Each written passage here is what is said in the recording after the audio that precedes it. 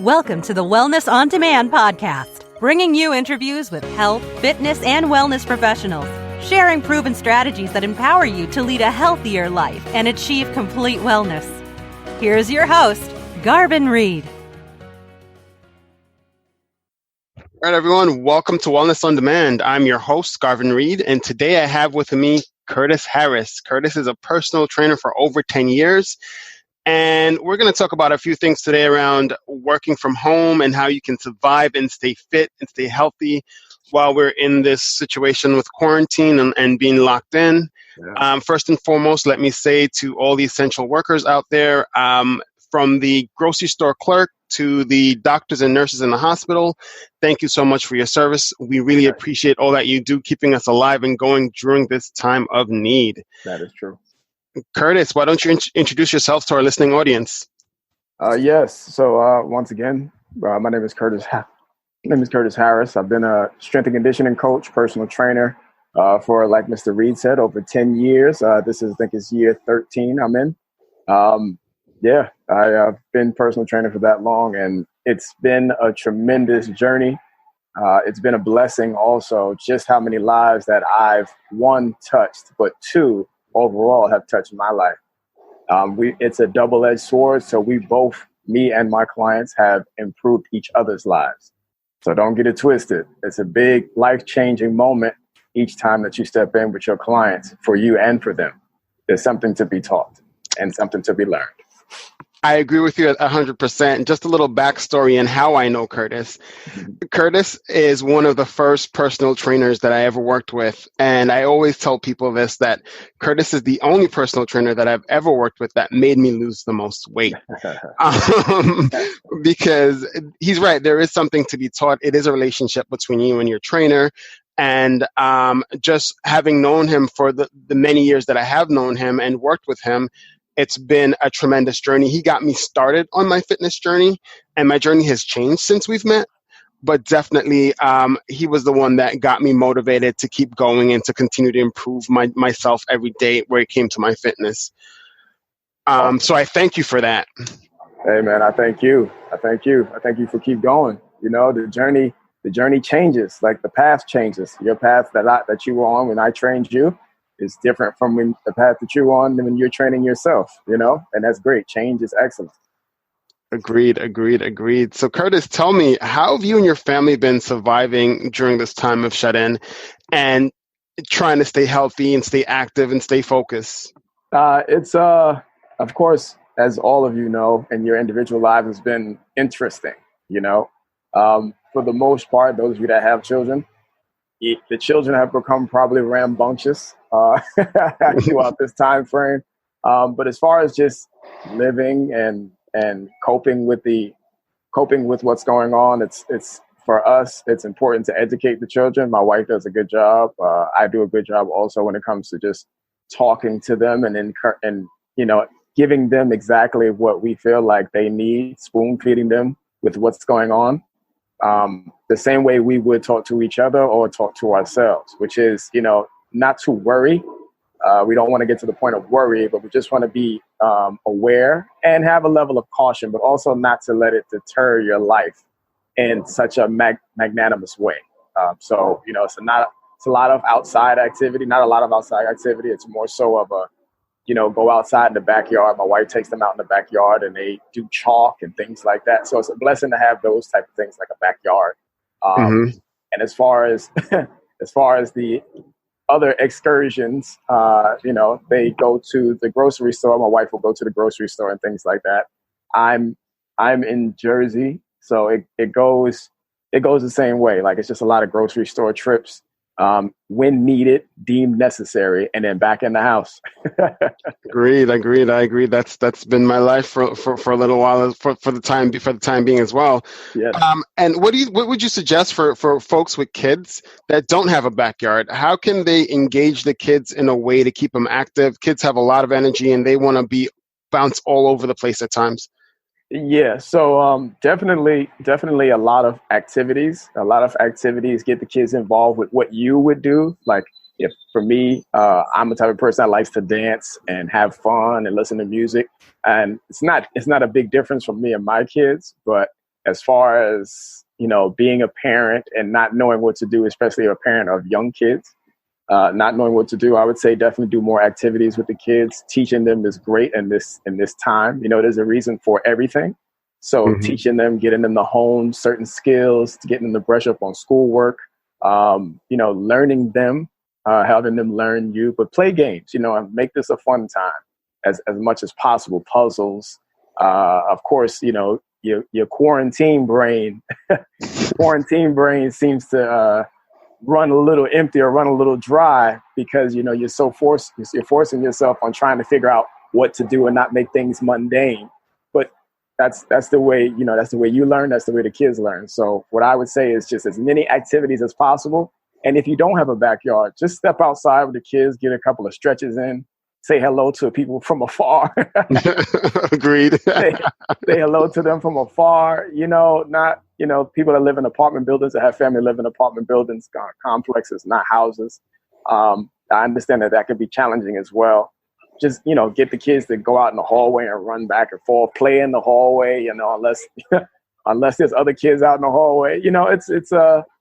It's definitely a challenge, but accept the challenge that's at hand, because within every challenge is great opportunity, great opportunity for growth. And right now we're in a challenging time, so definitely accept the challenge, do more activities with the children, whatever it may be, like put, if they're having a bath, have them splash water on you and then things like that, just make it interesting, something out of the ordinary. Right. So you're taking a regular activity and turning it into something else that'll make it entertaining for yourself and for the kids. Right. And kind of, it's an experience, right? A lot of this is, like you said, everything happens for a reason.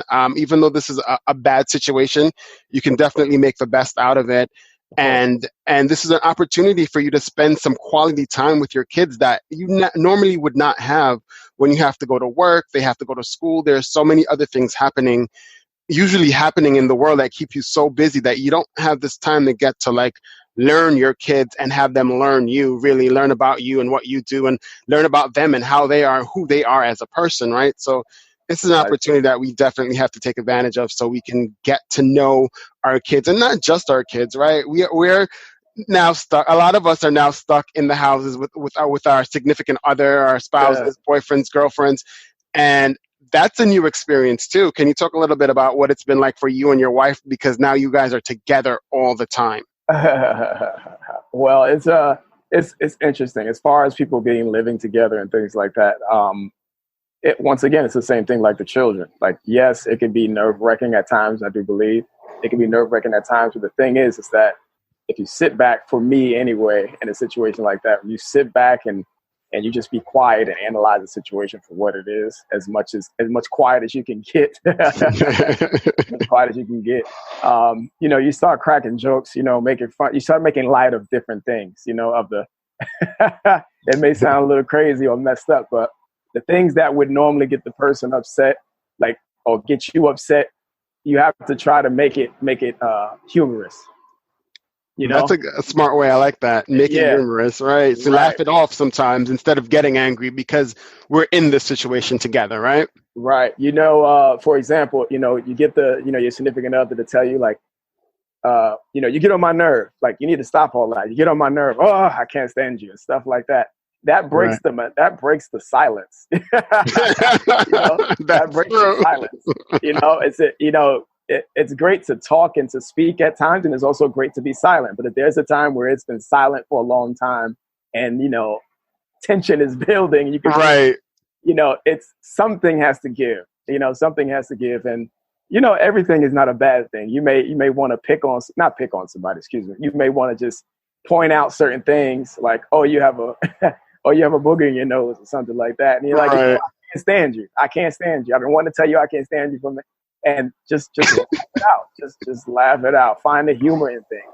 This is the perfect time to get to know everyone, to really get to know everyone, to really sit back. And above all else, getting to know everyone, you first have to get to know yourself. You have to get a grip on who you are. In these times, it's showing me, I'm pretty sure others, of course, that you you have so many different dimensions of who you are, your character, your spirit, your being. There's so many different dimensions of who you are that you haven't even tapped into fully. You know, there may have been times in your life where you've tapped into it here and there for a spur of the moment. But now, when you're in these situations where it kind of forces you, which nothing does, it kind of forces you to put yourself in a different mindset and to bring out a different character. Now it's growth. You know, like I said in the beginning, it's a lot of growth. Where there's a challenge, there's a chance to grow. There's a chance to change for the better, that is. When I mention the word change, and I might mention it throughout the course of this podcast, what I mean by change is change for the better. You know, that's exactly what I mean by change. Change, Agreed. when I say it, is change for the better. You know, somebody could say, hey, Garv, you know, I love you, man. Never change the person that you are. And I used to say that as well, not just to Garvin, but to others. And the thing is that, yes, change is great. And change is also inevitable, whether you fight it or go to it. Like, you're going to change. You're going to change. And change is inevitable. So embrace it, because you want to change for the better. Situations that happen, that arise, they may, and I know I'm going off on a tangent. But no, it's totally cool, man. We want to hear. It's a talk. Yeah. So, you know, change is inevitable. You know, as far as like life goes and things of that nature, you have to change. Like, it forces you to change. You know, a flower has to change. It has to go through a process of growth. We do not stop growing once you get 25, 30, 35, 40. You continuously grow. Even when you feel like, you know, life is over or life is in shambles, you are going through that process that you probably have never gone through before. Even if it may be similar to what you've gone through before, it's a slight change or slight difference. And that slight difference is there for you to grab a hold of it and make something better out of it. In fact, something better is happening for you at that moment. You know, people say to look on the other side. It's not most so look on the other side. It's to just sit down and track everything that's been going on. And how is this possibly something great for me? How is this possibly changing me for the better? And it absolutely is. I stand by that wholeheartedly, 100%. I agree with you 100%, man. I always say, if you're not growing, you're dying, right? Yeah. Life is about change and growing, and everything that you do in this life is a learning experience. Every single day you learn something from your experiences, and that's what ultimately changes you into who you are. The choices that you have as a person is, how will it change you? Is it going to change you in a positive way, or is it going to change you in a negative way? And that's a choice, right? You choose the direction you want to go with things that happen in your life. A lot of things are going to happen to you, good and bad. Right. It's how you deal with those things when they happen to you that defines who you become as a person, right? Right, exactly. You know, I just to add on a little bit to it, you know, there's also certain words that we have used in the past, or I speak for myself. There's certain words that I use for the past, like never or always, or, you know, I think, and things of that nature. There's certain things that I use. It's habitual. Like, everything is habitual. It's a habit. Right. Everything is habit. You know, even when you get into a bad mood, that's from a habit. Like, something within whatever it was that got you into that, or that you embraced, not that got you in a bad mood, that you embraced and took it on, and it became a bad mood within you. Chances are it's just a habit. It's a habit. Everything is habit. You get upset, that's a habit. You know, you're happy, that's a habit. You know what I'm saying?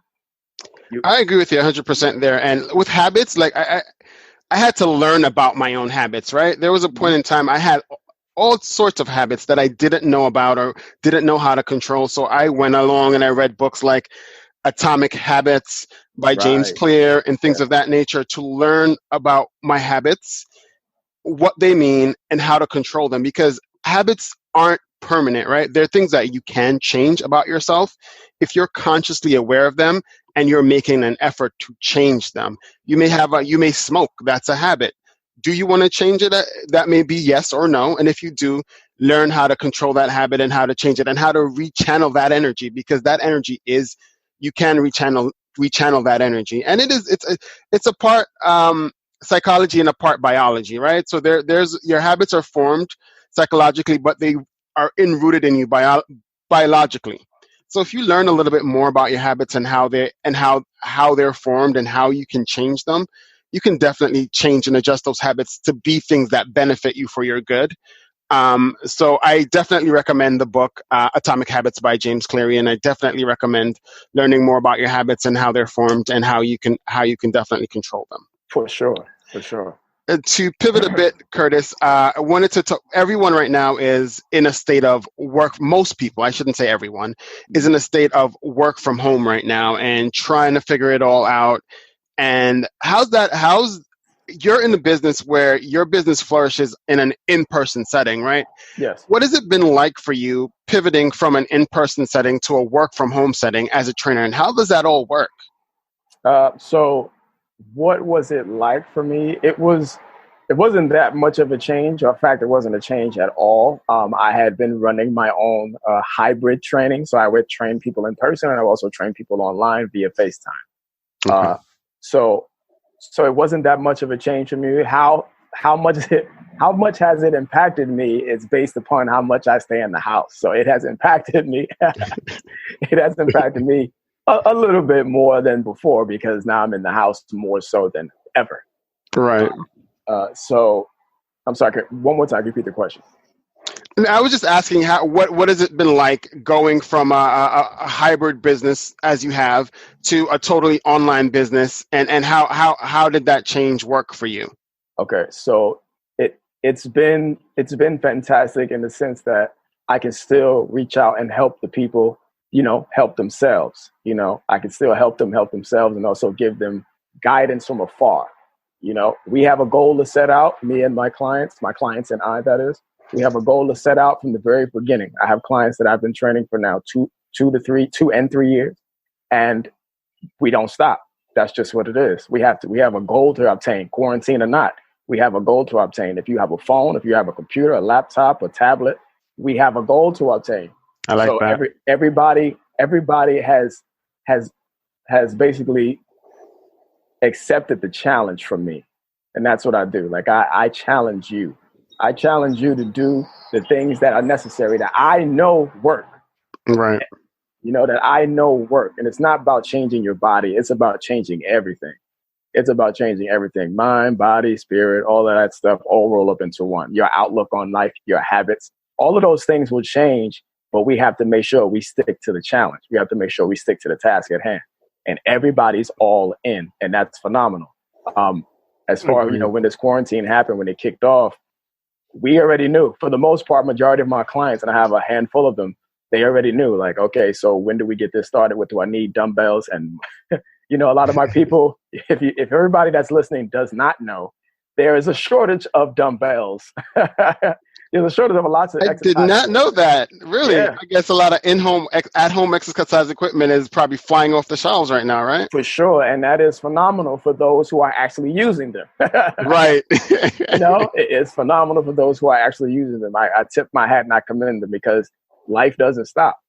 You're not dead. You haven't died. And, it does not stop. This is just a situation. These times, once again, are necessary. For whatever reason, I don't know. I have my own assumptions on what's right, of course, necessary or what's happening, but it's happening. So nonetheless, right. I see people jogging outside. I see people jogging outside with masks, no masks, gloves, no gloves. They're still living life. And right. That's one of the things in these times that I have really appreciated is the fact that not only myself, my clients, and I are still going so that we can knock off these goals in the time frame that we set out, or shorter, because that does happen, or in a shorter time frame. But also the people that I don't know, that are not clients of mine, that I see outside running with their kids, they're still living life. And I know another person may say that's crazy, that's inconsiderate, and things of that nature. And once again, crazy, inconsiderate, those type of comments are arbitrary. They're changed from person to person. So you have to, so it is tough, but I admire the fact that they are out there, they are training, they are still trying to remain healthy. Because you got to think about it. There are people that when this pandemic hit, there were people that were trying to get their lives together, that were actually facing, life-changing, life-altering situations. And exercise and eating right was the thing that was making things change for the better in their lives. So now what do? Do you sit at home? No. They still go outside and they walk with their girlfriends, their sisters. They're high stepping it. They're laughing and having a good time. You know what I'm saying? Like that's No, I agree the with you on that. mindset that I love. But as far as as far as like the change, I'm a people person. Like I like getting out. I like walking. I love nature. I love walking. I love just interacting with people. So Right. even though I do interact with people on a day-to-day basis, family, friends, via FaceTime or in person, if anything, that's the impactful part. But I also have embraced the fact that once again, this change, this pandemic is happening for a reason. So for me, this is happening for a reason. And also just the commitment that my people have embodied. You know, the commitment that my people have embodied, even the commitment that the people on Instagram have embodied, even the commitment that you're embodying, and people the challenges. Right. Agreed. So for me, I totally agree with you on that in terms of being a people person, being outside, getting fresh air, and a part of being stuck in my house for the last, I want to say, 2 months has driven me a little stir crazy. So I found ways of getting out and getting that fresh air and that physical exercise. Right. I try to go out in the mornings when there are less people outside. So I usually go out around 7. I wear a mask. I wear my gloves. I wear all that, but I still go to the track down the block where there's nobody, and I run around the track or get a walk in. And you can still do small activities to get, to get your physical activity in and still stay healthy while doing it. Just make sure you're covered and you're wearing the right protective gear. Right. Exactly. You know, if you live in an apartment building and you want to exercise, listen, the best thing that I did when I was in the house, when it was really hot outside and I didn't go anywhere, and I've always exercised. So the thing that I did, and my cousins actually still do to this day, is they train hard inside the house, open up all the windows to let all the funk out, but also opening up all the windows and having the windows open so that they can get that fresh air. You don't understand how much fresh, not central, but fresh air from outside, from nature, does to your body brain. It does something to you on such a monumental level in a positive way. I agree with you with you on that 100% there. And for me, like I said, I need that fresh air. So I get it where I can. I've even turned my apartment building into an exercise or a gym, if you will. My stairs are now a Stairmaster. I run up and down the stairs like 4, 5, 6 times just to get that exercise and that motion in. And so, which brings me to another great question. What kind of equipment would you recommend for folks that are at home to use exercise? It doesn't necessarily even have to be fitness equipment. It could be standard things that they have in their houses that they could use to get fit and to work out if they're not comfortable with going outside. Of course. A lot of things that you can use within your household. Of course, as long as you don't break it, whatever type of parents that you have, and they're like, no, put that down, don't touch this, don't break that. Number one above all else is your body. Body weight exercises are tremendous.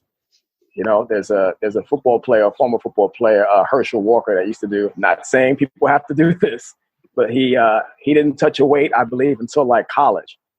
Every day he would push out 1,500 push-ups and 1,200 whatever, and all of it was body weight exercises. Wow. And he, of course, genetics play a part in it also.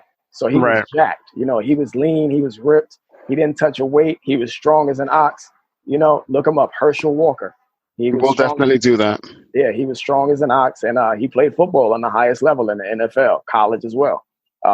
So there's great benefits in bodyweight exercises. Volume, when it comes to bodyweight exercises, because you're not lifting weights, because you cannot choose the type of weight that will challenge your body in a short period of time, as opposed to body weight. Body weight, you need to do a lot of volume or high burst or quick movements for high volume. That's going to get your heart rate up. That's going to get the muscles pumping. It's going to give you a good pump, and that's what you need. Those are the things that you need all in one. You can't run outside. Maybe you can run in the staircase. That is another one, Garvin. Thank you. That's another one. The staircase is definitely your new track and field, your new Stairmaster, your new everything. Bodyweight exercises, push-ups, push-ups, planks, sit-ups, Spider-Man planks, different variations of push-ups, jump squats, single leg jump squats, reverse lunges.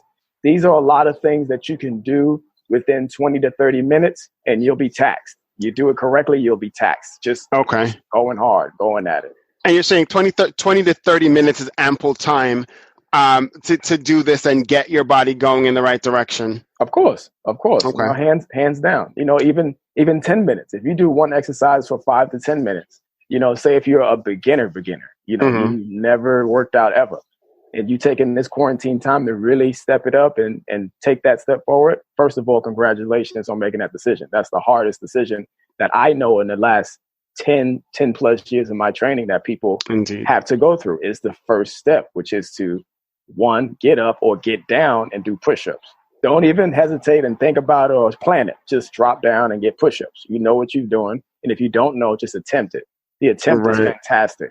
But going back to what I initially opened up the statement was, if you even if it's just 5 minutes, and you're a beginner or you haven't worked out in eons, just get down there for 5 minutes and just pump out one exercise. And of course, that one exercise for the most of the people, the majority of us, would be push-ups. You know, get some kneeling push-ups in and just go for even 3 to 5 minutes. Just go nonstop, take a break, go back at it. And you feel a lot of significant benefits over time with those push-ups. And then those push-ups will turn into other exercises. And then you'll have a routine. And that routine should last you, or hopefully should last you for 20 to 30 minutes. And you'll get a really good full body workout within 20 to 30 minutes. I promise you, as long as the intensity is there. You know, whatever level of intensity that you can endure without really hurting yourself. And what's hurting yourself? So hurting yourself would be, you know, laying on the floor, sprawled out. You know, you want to challenge yourself. You want it to be a little strenuous on your body, because that's what change is. Change is putting you in a position, or putting your body, your muscles in a position to where it's like, we've never been here before and we're getting a little weak now. Are we going to stop? And that's when you continue. I believe it was a quote from Muhammad Ali that said, he doesn't start counting the reps until he starts to burn. All right. I respect it. So that's actually great advice, Curtis. And you touched on, in the beginning of the conversation, touched on volume. What is volume? Because volume for everyone is relative, right? Volume for me is different than volume for say you or someone else. When you say volume, even just for a beginner, like, so I'm here for 5 minutes, but my 5 minutes could be one push-up or it could be 15 push-ups. Like, what do you mean by volume? So, like you said, like, it's the repetition, you know, it's the amount of reps that you get in. So that's the volume. So as far as, let's go to that person that does one rep. They're like, that's it. You know, you go one rep, that's it. And then when you got enough, and you know, your body knows when I can do one more of those. You may not know, but your body knows that you can do one more of those. Once you do that one rep, count as far as you can, count to 20, count to 15 while you're laying down, while you're sitting down.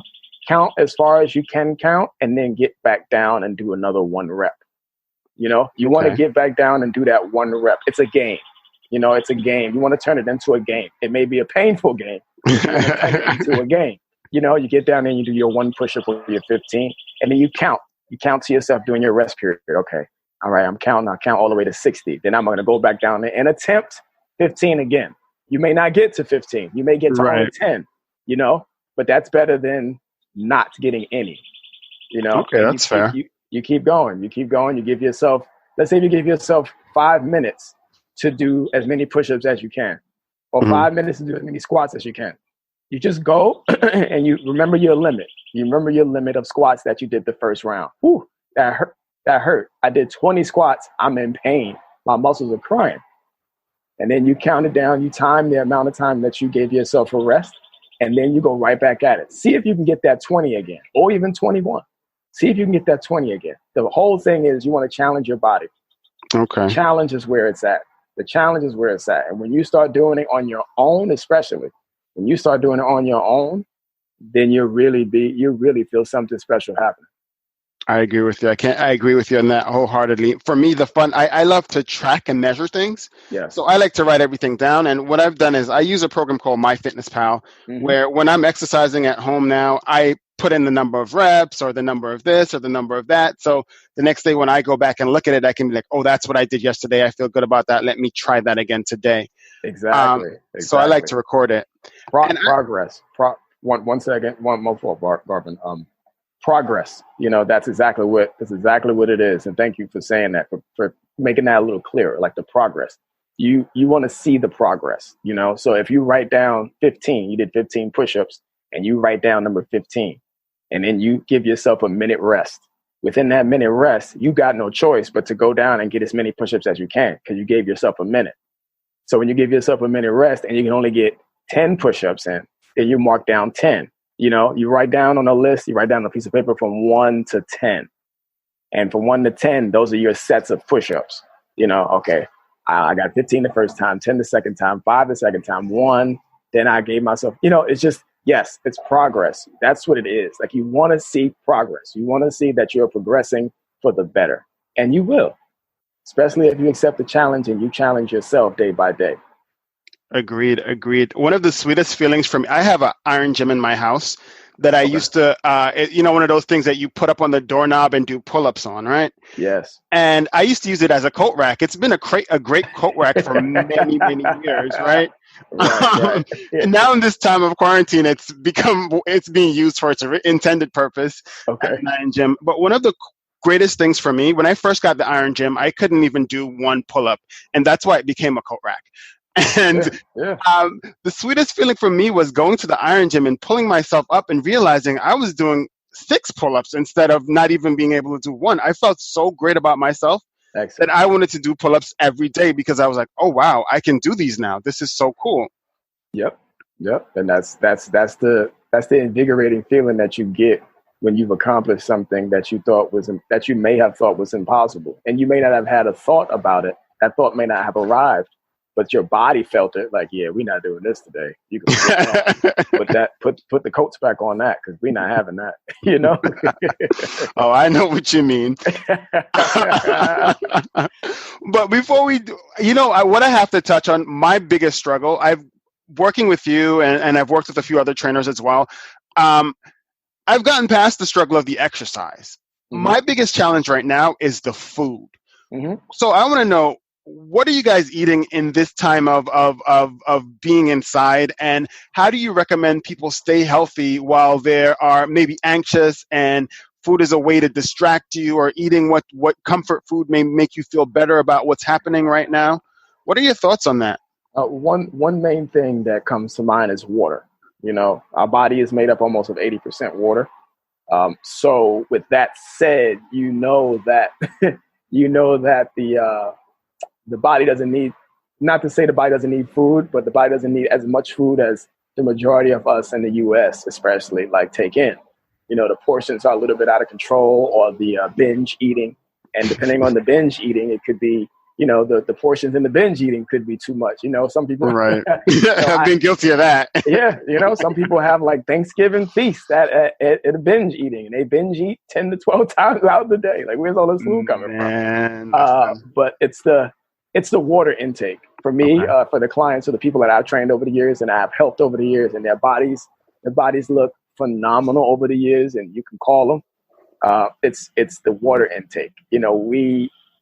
We have turned away, or we've never even been there in that mindset when it comes to drinking more water or fluids. Not sodas, not juices, not sugary drinks. Of course, that. But it's more so of the water intake. The water intake helps flush toxins out of the body. It also helps for you to burn fat and things like that. And then that's a whole nother story, and I don't want to get into that. A new thing I just learned. Good to know. It aids in it. It doesn't burn fat. Right. And it, your body sweats, so you need water. It's just your body needs water for so many different functions, especially your brain. If you drink a great amount of water, I drink 100 ounces of water. Because I have a 50 ounce liter bottle, steel bottle that I drink out of twice a day. So I'll drink maybe 3 times. The majority of the times it's twice a day. Mm-hmm. And if I don't drink it, Garvin, if I drink one of those, I don't have as much. I don't have as good of a rest or good of a sleep at night, no matter what time I go to bed. Like I don't have a rest because I realize that it's the water. Like your brain needs a certain amount of fluid. It needs a certain amount of water throughout the day. How do we know how much water we should be taking in? There's different types of studies and things like that when it comes to how much water we should be taking in. As as their studies have gone on, you talk about women that need to drink about 95 ounces of water, and guys need to drink about 100 and some ounces of water. So it all depends. It all depends on the person, I should say. Okay. The person is a little different because I've approached my clients based upon these studies. I've approached them in different ways. And I realized that each one is not particularly geared to everyone. It's geared from person to person. So definitely play with it. Look online, study the portion controls and things like that. 8 cups of water, people say to drink 8 cups of water and things of that nature. Those small Poland Spring bottles, my clients normally drink those. So on average, they drink about 10 of those. The women drink about 8 to 10 of those. Some of them, not all of them. They drink about 8 to 10 of those. The men tend to drink about 10 to 12 of those a day. And they have built themselves up to that. So their rest has improved. Their actual functioning throughout the day has improved. And it's all attributed to the water intake. Nothing else changed in the very beginning.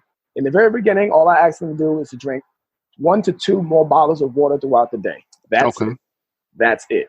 And that's coming from no water drink. That's just coming from straight coffee and no water drink. So I realized through them and also through myself that water is greatly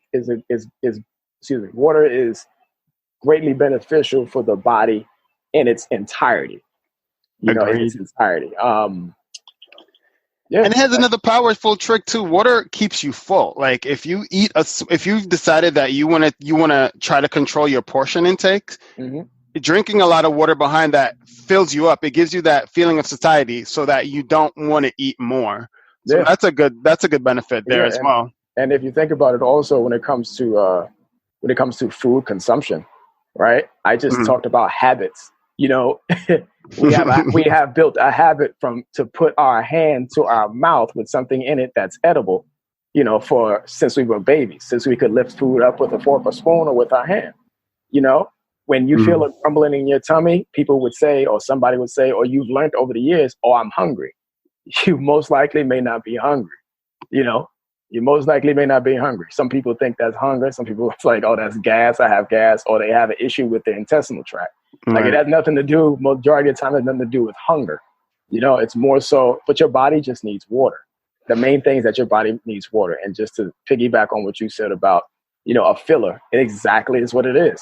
I had a client that I had 2 actually that really loved Snicker bars. And they really love to eat Snicker bars. That was like their snack. They could have 3 Snicker bars. This is true. They could have 3 Snicker bars for dinner and have like some ramen, and they'd be fine. 3 Snicker bars and some ramen, and they would be okay. And you look at it like you said, oh wow. And of course, person to person, everybody's lifestyle is different. Right. You look at it and it's like, okay, well, this can't fly. This can't happen. This is the reason why you came to see me, more so than anything else. And we slowly but surely cut the Snicker bars out, because it's a habit. First, I had to get her to understand that you develop a habit. Your body loves the taste of Snicker bars. The way they packaged it, the commercials, everything. They love everything about a Snickers bar. You could smell peanuts and think of a Snickers bar, and it could just be peanuts in a bag. Everything that makes up a Snickers bar, it's going to trigger something. And that's because it's been a habit over the years. A habit has built up over the years of, oh, I love a Snickers bar. I'm going to eat a Snickers bar. To now, every 3 hours, you're going to have a Snickers bar. Or every 5 hours, you're going to have a Snickers bar or 2. So now we cut that Snickers bar in half. We cut it in half, and we see if we can add some more water to that. So instead of you drinking 2 Snickers bars, you have a Snickers bar and a half. Or a Snickers bar and a half. And replacing that half would be some water.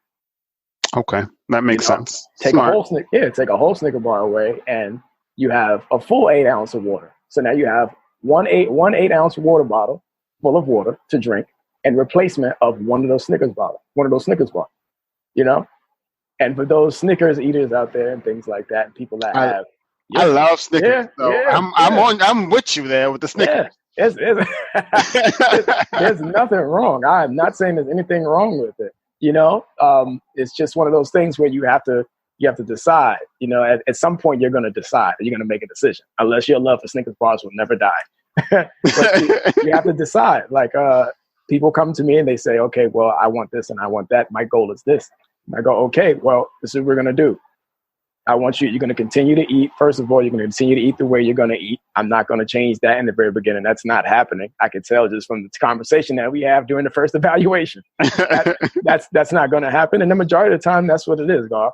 You know, but then when they start training, their bodies start to change, you know, but then because of your eating patterns, I don't like to say your nutrition or your diet, but your eating patterns, right? Your patterns of eating. And of course, what you're eating, but your patterns of eating for the most part, that's going to get in the way at certain points. You know, there's a certain level of fat that you carry because your body has not trained in a while or ever. So your body it's going to hit your body really hard. You're going to lose a substantial amount of body fat, and then you're going to plateau. And then when that plateau hits, now the decisions start to happen.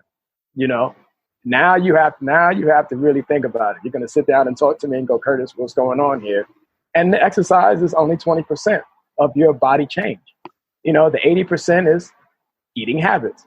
So now, instead of you having General Tso's and and yellow rice, you know, let's take out half of the General Tso's and put in some broccoli. You know, so I'm not slowly make slow incremental changes. Right, exactly. You know, I'm not silly. I understand that most people, or some people, I can't say most, some people, based upon people that I've trained in the past, they'll text me like, Curtis, I had a bad weekend. I go, okay, it's all right. Like you can have a weekend like that and we change it up. Like it's not a bad weekend. You know what I'm saying? Like you like what you like, you love what you love. Just know that you can't like it or love it that much because you'll end up right back where you didn't want to be in the first place.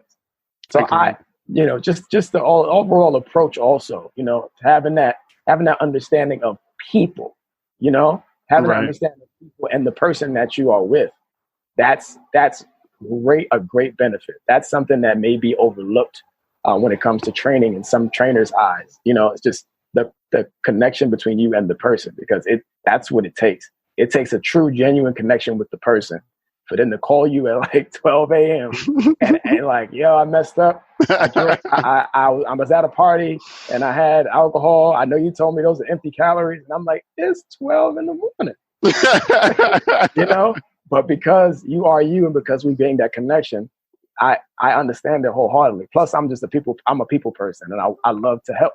So agreed. You feel comfortable with coming to me and calling me at 12 in the morning.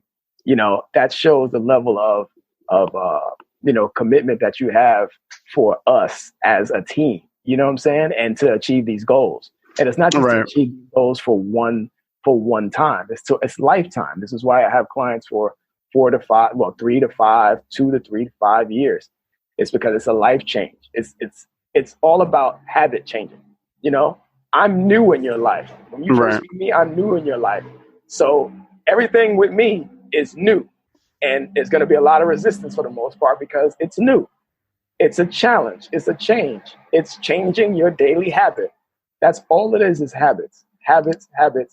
But yes, what I do is I take out, for example, that General Tso's, and I take half of that out and I put in some broccoli, steamed broccoli, no cheese, no nothing. I just take it out and I put it there. I tell you, put it there and eat that. And believe it or not, their body starts to change. And the more, the more that you plateau or you feel like things aren't changing, or you feel like you reached a plateau, or you feel like, oh, I want this, I want that, I'll slowly slide certain things into you. Well, if you want this, if you want biceps and triceps like this, then how about taking about a quarter of the rice out and putting in some black beans, you know, putting in some black beans, red beans. So yes, so by the end of the year, your daily lunch and dinner looks totally different from your daily lunch and dinner from the beginning of the year. And from personal experience, I can say that the incremental change actually works. Mm-hmm. When you try to make that big switch and try to turn it over one time, you may be successful for a period of time, but eventually you fall off that wagon. But if you slowly make small little changes and you start to enjoy those small little changes that you're making, eventually it is easier to stick to those changes over time, from my own personal experience. Exactly. I have something to ask you, right? Have you ever been like really mad, like pissed off? You've been pissed, and then somebody comes up to you smiling and happy, and they're like, "Garv, you need to relax." Have you ever had that? I've had those, of course. If we're human, I can't say everybody has, but I think we all have had that moment, right? Like, right. And how did you feel when that person told you, basically, like, "Come on, I don't want to hear this. Right, I'm not in the mood for that." Right. And the reason why I've come to understand is throughout my life, and a couple of years ago, actually, I've come to understand that I have become content with a lot of things. I understand that there are things that I cannot change, that I have no control over, and there are things that I have control over. So why focus on the things that I don't have any control over? It's going to be what it's going to be. Agreed. And with that said, I understand that there's levels to things. So with that said, when that person comes up to me or comes up to you and say, "Garvin, like, cheer up." Number one, yes, of course, you're going to be a little upset because that person knows nothing about what you are going through. Right. And number two, for me, which is with a star, an asterisk next to it, number two would be there's a list, and I got it from Abraham Hicks. For those of you listening to this podcast, there's Esther and Jerry Hicks. They have a whole bunch of books, and Abraham Hicks is a spirit that talks through Esther Hicks, and they have a book called The Vortex. And one of the things that I've learned is there's another book that they have. I can't put my finger on the name at the moment, but one of the main things that really changed me for the better, my life for the better, was there's a list. They have a list, or an emotional scale list, so to speak. I believe that's what it is. It's from 1 to 21. And as you go lower, you're into depression. The words are there: depression, sadness, illness, sick. But when you go to the top, at the top of the list, number 1 is joy. Right. Mm-hmm. And I think right under that, number 2 is bliss. So anyway, once you get to like number 5, then you're entering like a positive state according to this chart. And I realized that, wow, like, I've been trying to reach joy and happiness, right? Just every day. Like I just wake up like, I'm gonna be happy today. But it don't work that way. It don't work that way. For me anyway, it don't work that way. So what I realized is that I'm more content now with everything than I've ever been. And content is number 5 on the list, And I realized that, and this is for everybody, of course, listening to the podcast. I don't know, the reason why I'm saying this is for whatever reason, but I'm saying it. Pursuit of happiness and things of that nature, happiness and bliss and joy, it's all in you. It's all in you already. Very true. People say that, oh, you have a choice. It's all in you. Don't think Tony Robbins said the quality of your life depends solely on the quality of your evaluation. And that I read probably like 7 years ago, 8 years ago, and it really stuck with me. The quality of your life depends solely on the quality of your evaluation. If somebody is telling you, "Garvin, chill up, cheer up," and they know nothing about what you're going through, the worst thing, or one of the things that might happen, is it might add fuel to the fire. Agreed. And now you walking around angry or hating, for lack of a better word, more people. And now this person is included. Agreed. But when you look at it from another way, or you really sit with it, and that's what I do a lot of times. And I tell my clients, Curtis, what do I do with this situation? Because personal trainers are not just people that train your body. We also are there. We have a lot of hats. So we are turning to your best friend at times, or over time, we are your best friend. We counselor and things like that, or just a sounding board, just a sounding board for somebody. And people need it. Even I do. They need this. They need this podcast, and it's excellent that you put it together. Thank you. I appreciate that. And you're right. Everyone needs a sounding board and needs someone that they could feel like somewhere they feel like they can be heard, right? Their emotions, their thoughts, their feelings, what they're going through can be heard by someone else, or at least someone can empathize with their situation. Right. Exactly. Curtis, thank you so much for coming on our first episode of Wellness on Demand. And we really appreciate you being on the podcast. Can you tell our listening audience if they want to connect with you for personal training, or they're interested in just connecting with you and learning more about your philosophies, where can they find you? Okay. So, first of all, Garvin, it's been excellent. I'm glad that I was chosen to be the first person on your podcast. And I wish you nothing but the best, man. Thank you, sir. I appreciate that. And that's all the challenges included. Don't let any of these challenges, trying times, get you down. If they get you down, that's fine. Just get up. That's right. But as far as the listeners go, I appreciate you guys for listening. I got love for everybody. I want you guys to understand that these trying times are for a reason, believe it or not. Take the time out to be quiet, to get to know self, as much time as you can get to know self and be quiet. I appreciate all of you, because all of you have done something in this world, in your life, that has benefited me. So I'd like to take the time out to thank everyone that's listening, and of course, everyone that's not listening. And you can reach me. My Instagram is Curtis Harris _fit. So that's CurtisHarris_FITT. That's 2 T's at the end. And my Facebook is Cross Compound. That's Cross Compound, CROSSCOMPOUND.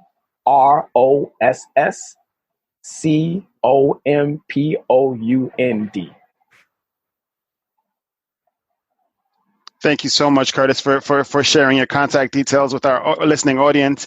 And thank you again for being here, guys. Join us on the next episode of the Wellness on Demand podcast. Thank you so much for your time and attention. Until next time. Peace. You've been listening to Wellness on Demand with Garvin Reid. To learn more about the resources mentioned on today's show or listen to past episodes, visit www.wellnessod.com.